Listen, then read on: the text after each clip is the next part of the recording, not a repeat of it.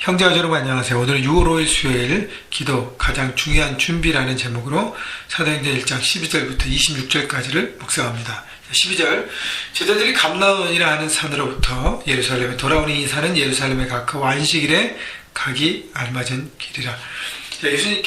예수님께서 마지막 제자들에게 말씀을 주시고 떠나는 곳이 감난산이었습니다. 그래서 예수님을 보내고 난 후에 제자들이 예수님의 말씀에 순종하는 모습을 보여주고 있습니다.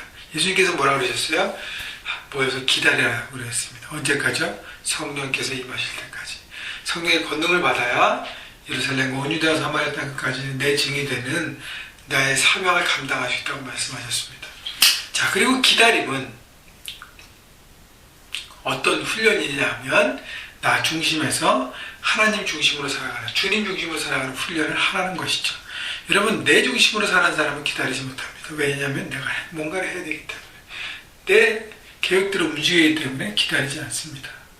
기다림을 통해서 하나님께서 인도하심을 바라보고 하나님께서 역사하심을 바라보고 나가는 것이죠. 그래서 순종함을 통해서 제자들이 그 예수님의 방법으로 살아가는, 예수님 중심으로 살아가는 주인된 삶을 살아가는 것을 훈련하고 있습니다.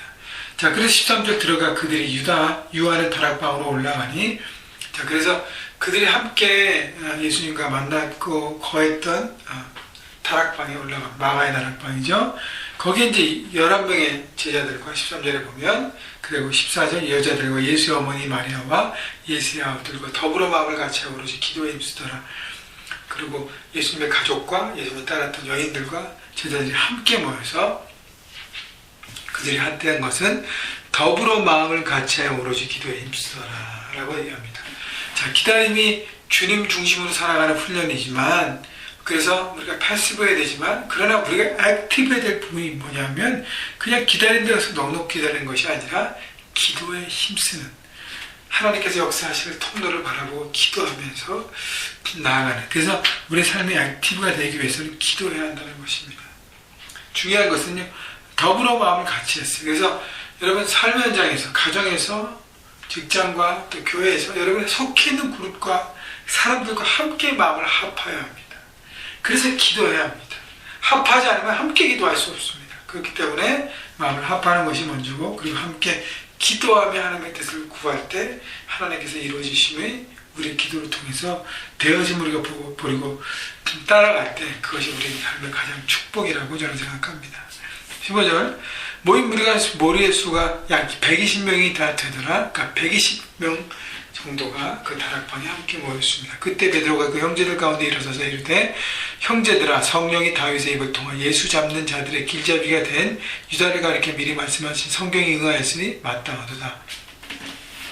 자, 성령께서 이미 예고된 말씀을 통해서 가룟 유다와 같은 존재가 예수님을 배신하고, 그리고 그 십자가의 길에 큰 역할을 한다는 것, 잘못된 역할을 한다는 것을 얘기하고 있다고 얘기하면서, 베드로는 성령 하나님의 역사에 대해서 깨닫기 시작합니다. 성령께서 말씀대로 이루어짐을 우리에게 가르치고 주었다.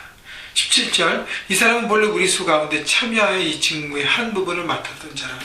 유다는 절투제적의 한 제자고 책임을 진 자였습니다. 여러분, 사도란 보내심을 받고 그 일에 책임을 다하는 사람인데, 유다는 그 일을 하지 못하고 오히려 주인을 배신했습니다. 여러분, 하나님이 우리를 사도로 부르셨어요. 그리고 우리를 보내셨습니다. 여러분의 삶의 현장으로 과연 나는 11제자처럼 끝까지 주님에 대한 의리를 지키고 그 말씀을 순종하는 삶을 살 것인가, 아니면 유다처럼 자기 의에 강해져서 배신하고 자기 멋대로 갈 것인가, 우리의 선택에 달려 있습니다.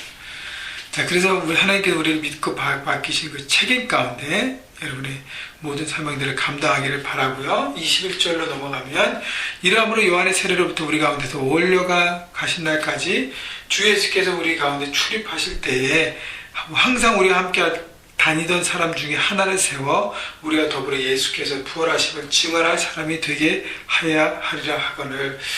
그래서 그 가룟 유다의 빈자리를 베드로는 채우자고 얘기합니다. 왜냐하면 12이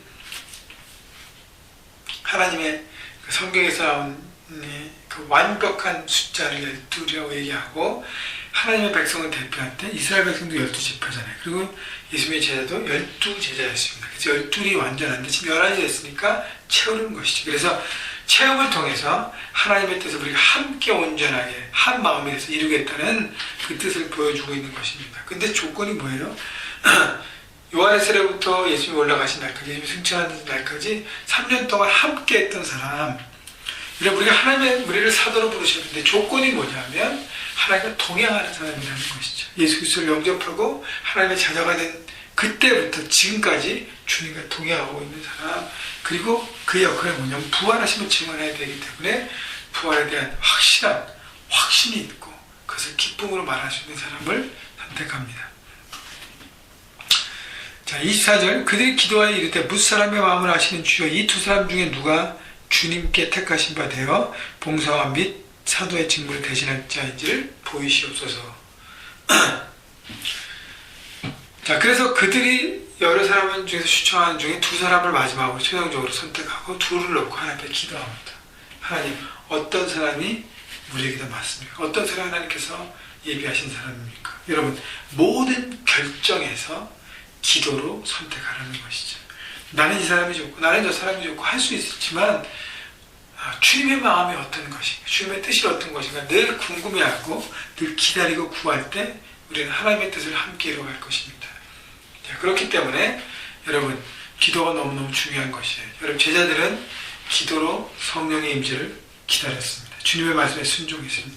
또 기도로 자신들이 해야 될 중요한 선택을 주님께 맡기고 주의 말씀에 주의 생각에 귀를 기울였습니다. 여러분, 삶의 현장에서 기도가 베이스가 되어야 합니다. 기도로 여러분 중요한 선택들을 주님의 뜻에 맞게 움직이시고 기도를 통해서 주님의 말씀에 순종하면서 하나님께 여러분 삶을 온전히 맡기고, 그러나 기도를 통해서 액티브하게 움직이며 하나님의 뜻을 이루는 여러분 성령의 충만한 역사를 여러분 삶 가운데 이뤄가는 여러분 모두가 되시기를 주님의 이름으로 축복합니다.